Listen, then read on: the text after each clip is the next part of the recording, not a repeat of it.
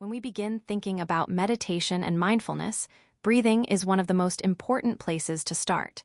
So let us begin with a few simple questions. Why do we breathe faster when we are scared? Why do we sigh when we feel relieved? And why do athletes pay such close attention to their breathing? These are not random body reactions. They are connected to your nervous system, which is the system in your body that helps you respond to challenge, danger, safety, and recovery. In other words, your breath is not just helping you stay alive. It is also giving signals to your brain and body all the time. In this module, we will explore how breathing works like the body's built-in reset button. As you listen, think about your own experience. You may have noticed your breathing change before a test, during an argument, or after finally relaxing at the end of a long day. That is exactly what we are going to understand more clearly.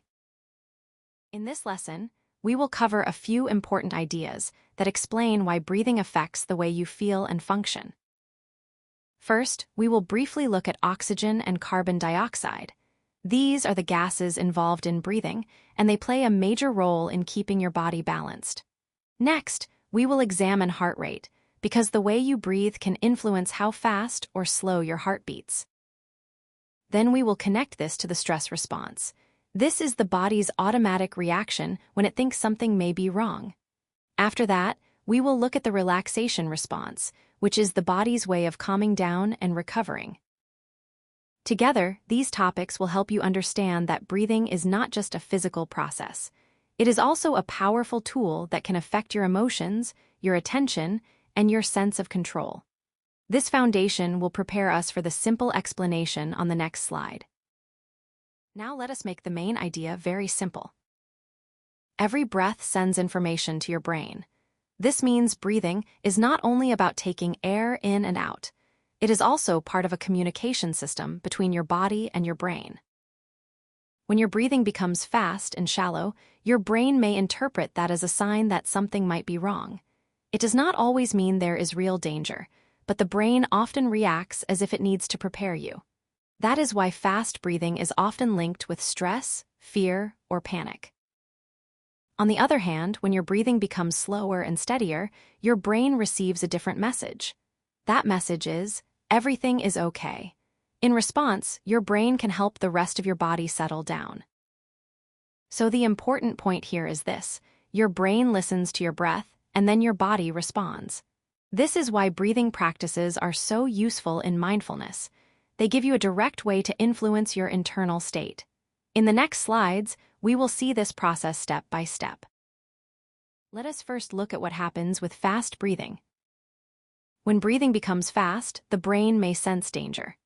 Again, this can happen during a real threat, but it can also happen during everyday stress, such as public speaking, exams, sports pressure, or social anxiety. Once the brain senses danger, it prepares the body for action. The heart speeds up so that blood can move more quickly. Muscles become tense because the body is getting ready to react. As this continues, the overall feeling of stress increases. This is part of a survival system that is meant to protect you. The problem is that in modern life, this system can turn on even when the situation is not physically dangerous. That is why people can feel stressed just from thoughts, worries, or pressure. This slide helps us see that breathing is not separate from stress. It is part of the stress cycle itself. And that leads us to the next slide, where we look at the opposite pattern. Now we can compare that stress pattern with what happens during slow breathing. When breathing slows down, the brain is more likely to sense safety. That message of safety can help the heart slow down. As the heart rate becomes steadier, the muscles begin to relax. With less physical tension and less alarm in the system, focus often improves. This is one reason breathing exercises are used in meditation, sports, and even high-pressure situations like performances or tests. Slow breathing does not magically remove every problem, but it helps place the body and brain in a better state to respond clearly instead of reacting automatically. Notice the contrast with the previous slide. Fast breathing can push the body toward stress. Slow breathing can guide it toward calm and readiness. This is why mindfulness often begins with the breath. It is a practical and immediate tool you always have with you. Here is an interesting fact that puts all of this into perspective. Adults breathe about 20,000 times every day. That is an enormous number. Breathing is happening constantly, from the moment you wake up to the moment you fall asleep, and even while you are sleeping. Most of these breaths happen automatically, without any conscious attention. Your body is designed to handle breathing on its own. That is very helpful, because you do not have to remember to breathe all day. However, meditation teaches something special. It teaches us to notice the breath. We are not trying to control every single breath. We are learning to become aware of something that is already happening. That awareness is powerful because once you notice your breathing, you can begin to understand your state of mind and, at times, gently influence it. So the breath is both automatic and available. It happens on its own, yet you can also use it as an anchor for attention. That makes it one of the best starting points for mindfulness practice. Let us bring the whole idea together with one key takeaway. Your breathing does not just respond to emotions, it can also influence them. Many students already know the first part from experience. When you are nervous, your breathing changes. When you are calm, your breathing changes. But the second part is the most important lesson of this module.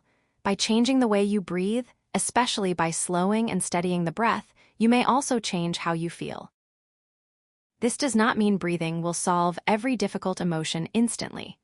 But it does mean you have a real, science-supported tool that can help you interrupt stress, support calm, and improve focus. That is why the breath is often called the body's built-in reset button. It is always with you, it affects both brain and body, and it gives you a simple place to begin practicing mindfulness. In the next part of the course, you will build on this understanding and learn how to use the breath more intentionally in practice.